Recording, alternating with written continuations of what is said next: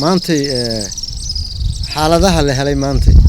waa 24 saac la soo dhaafay waa 13 qof weey 10 lab ah ama rag iyo 3 dhadiga Somaliland waxa laga helay 8 Somaliland waxa laga helay 8 banaadirna waxa laga helay 5 isku darkooda marka waa 13 da'du maantay labada kaliya aad ugu badan tahay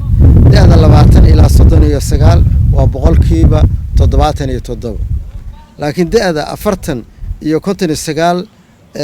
jirtaana waa 23 boqolkii marka halkaas boqolkii boqol ku tahay maanta laba hayo 20 jir ka yar labana hayo 60 sano jir iyo ka badanba maanta lama hayo dhimashadu maanta waxay ahayd wax dhimasho maanta ma jirin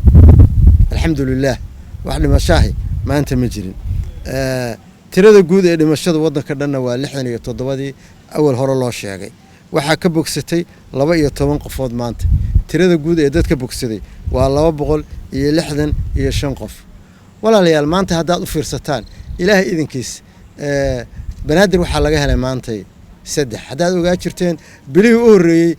March iyo April iyo bilowga hore May oo dhan banaadir hada jeer aad u badnaa jirtay hadda waxa ku soo xusanaysa soo socota waa Somaliland halkaas waxay cadeynaysaa iyo goboladii kale wali ma hayno oo halkan kuma jirto hadda geerida ka dhacday midna cadaada laga sheego kale kuma jirto halkan sababtoo ah ma cadeyn karno inuu ahaa COVID-19 iyo kale laakiin hadda waxaad ogtiin maanta gurmad xoog laha baxay gurmadkaas wuxuu wadaa baaritaan soo sameyn doona wixii ka soo baxa kadib halkaas cadaada imaad laakiin galmudug weligeedba waa ku jirto leenka kama maqnayn taas waa qodobka jira qodobka kale oo aan rabaa inaan ku daro waxay tahay hadda cudurkii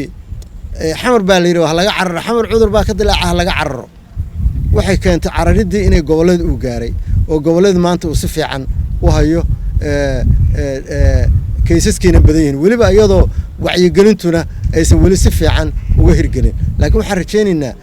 wacyigelintu markay si fiican uga hirgasho oo ay dadku ay qaataan talada ay qaataan way wax imaan doonaan fiicnaanta ay gaari doonaan waxaad ogtihiin dadku haday dhagaha ka fureystaan wacyigelinta hadii dhagaha laga fureysto ya waxa imaan doona in dad badan ay jiradaan oo dad badan cudurka uu ku dhaco ayaa imaan doonta dad badan marka cudurka ku dhacana awoodii caafimaadka ee daryeelka caafimaadku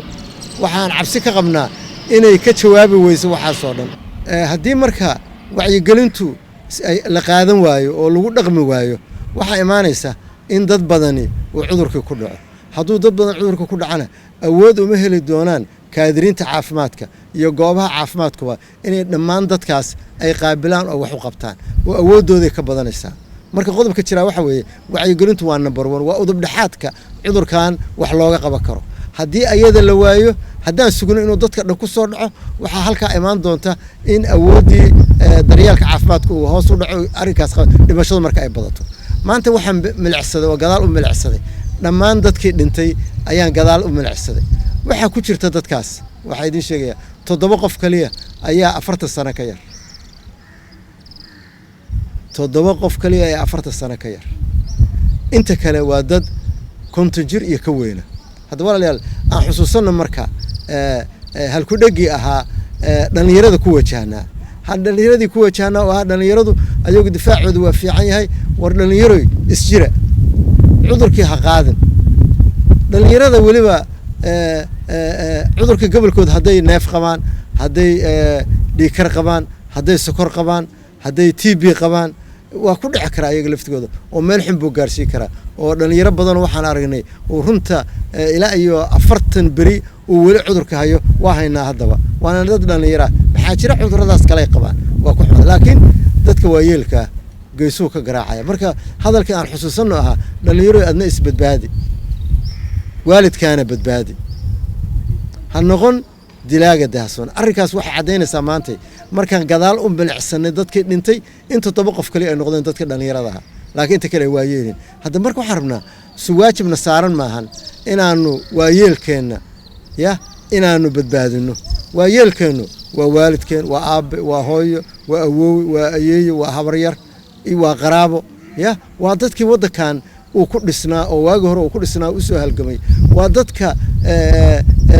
dhaqaale hadduu jiro maanta iyo wanaag hadduu jiro ilaahay ka sokow ayaga loo tirinayo weeye waa marka waajibna saaran dhalinyaradu waxaan ka codsanayaa mar kale inay xilka qaataan dhammaan shacabka Soomaaliyeedna waxaan ka codsanaynaa walaalayaal cadawgaana soo weeraray aan meel uga soo wada jeesano oo dhagihiina fura oo wacyigelinta ka imaanaysa kaadirinta caafimaadka iyo inta bulshada wax garata ka imaanaysa ya hala maqlo waa la yaabana haddaan la maqlin waa arkaynaa maanta raadkeedu meeshuu nageyn doono maalinba meel buu ka soo bixi doona maalin gobolkaas ka soo bixi doona maalin degmo ka soo bixi doona waxa lagu soo sheegi doona intaas qof meel hebla ku dhimatay intaas neeftiya ku dhigtay intaas xagga jirta maalin kasta marka waa laga fiican yahay in meed la tiriyo Allah u naxariiso inta dhimanaysa intuu mari karo waa maraya laakiin dadaala la yiri wala tulqu bi aydiyakum ila tahlukati wa ahsinu inna la yuhibbul muhsinin wa ayat quraan weeye wareedahay xadiisyadii aan xusuusano hashaadana dabro ilaahayna tawakkal hasheen dabrashadeedu waxay tahay inaanu gacmaha iska dhaqno inaanu afka maaska ku qaadano inaanu kala fogaano inaanu masaajidka daangalayno aan salligeena anagu wadano musalleena wadano inaan guriga ka soo weyseysano in meelaha musqulaha iyo lagu weyseysto dhan la xiro in iskuulaadku waa xiran yihiin waa ogtiin maxaa intaas diyaaradii waa xiran yihiin waa ogtiin maxaa intaas dhan dhaqaalaha waxa dhaqaalaha iyo mustaqbalka dhalinyarada taabanaysa maxaa loo sameeyaa waxa loo sameeyaa waxa weeye in la yareeyo faafitaanka cudurkan walaal waxa raba halkii qof wuxuu gaarsiin karaa 3 qof halkii qof 3 qof bal ku dir 3 halkii qof 3 buu sii gaarsiinaya marka waa logarithmic progression kor u sii aadaya ilaa uu anaga dhan na saameeyo marka waxaan codsanaynaa oo marsana ku celinayna waxa weeye dhagihiina fura wax maqla waliba dhalinyaradooy dadaal badan aan idinka rabaa waxa la idinka rabaa inay mas'uuliyad qaadaan oo naftiina u qaadaan waalidkiina u qaadaan qaranka u qaadaan wassalaamu calaykum waraxmatullaahi wabarakaatuh